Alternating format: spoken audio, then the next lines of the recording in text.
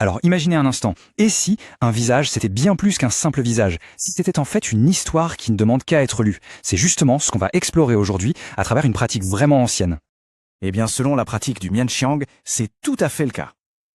L'idée, c'est que notre front contiendrait des tas d'indices, des détails sur nos jeunes années, notre intelligence et même notre histoire familiale. C'est assez fascinant, non? Dans ce système, le front représente une période bien précise de la vie, celle qui va de 15 à 30 ans.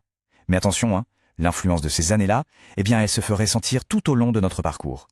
Bon, la question c'est comment on fait pour lire cette carte? Par où commencer? Eh bien, on va y aller étape par étape en commençant par les formes les plus générales, les contours de base.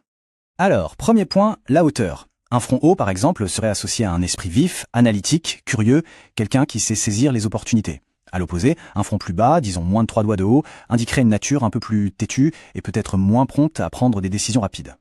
Maintenant, passons à la largeur. Un front large, c'est le signe d'un esprit ouvert, d'un grand cœur, une personne amicale, même si parfois elle fait un peu trop confiance. Un front étroit, à l'inverse, pourrait signifier une vision du monde un peu plus limitée ou un manque de générosité. Enfin, il y a la forme globale.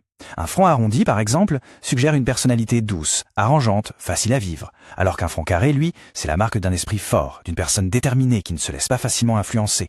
Ok, maintenant qu'on a vu les contours généraux, on va s'intéresser à la frontière, en quelque sorte, la ligne des cheveux.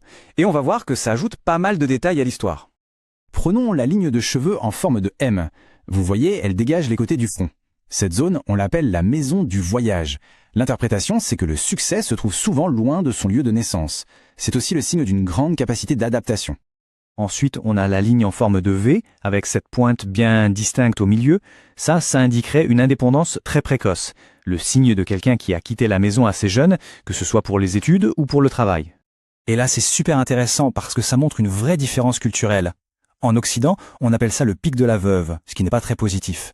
Mais dans la Chine ancienne, c'était la pointe de beauté, un vrai atout esthétique. Et si la ligne des cheveux est inégale, un peu désordonnée, eh bien selon cette pratique, ça pourrait refléter une certaine instabilité émotionnelle. Et potentiellement, ça pourrait indiquer des relations familiales ou sociales un peu plus compliquées. Mais attendez, on n'a pas fini. L'analyse peut être encore plus fine. Maintenant, on va zoomer sur des zones bien précises du front, des points clés qu'on appelle les palais. Alors regardez les coins supérieurs du front. On les appelle les coins du soleil et de la lune. Celui de gauche, le soleil, représente le père, et celui de droite, la lune, la mère. Si ces zones sont bien nettes, bien dégagées, ça suggérerait un bon soutien de la part des parents.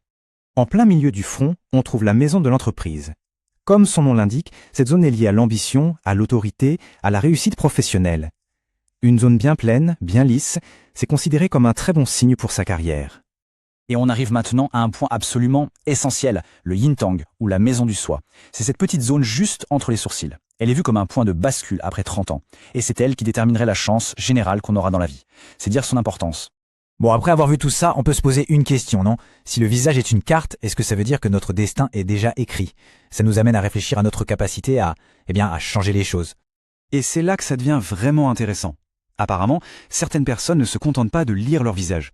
Elles essaient de le modifier. Par exemple, en rasant leur ligne de cheveux pour avoir un front qui paraisse plus large, plus haut, pour, en quelque sorte, attirer la bonne fortune. Et ça nous laisse avec cette grande question au final. Est-ce que le visage est une carte immuable de notre destin? Ou est-ce que c'est plutôt une toile sur laquelle on peut encore peindre? Une histoire qui est déjà écrite? Ou une histoire qui nous reste à écrire?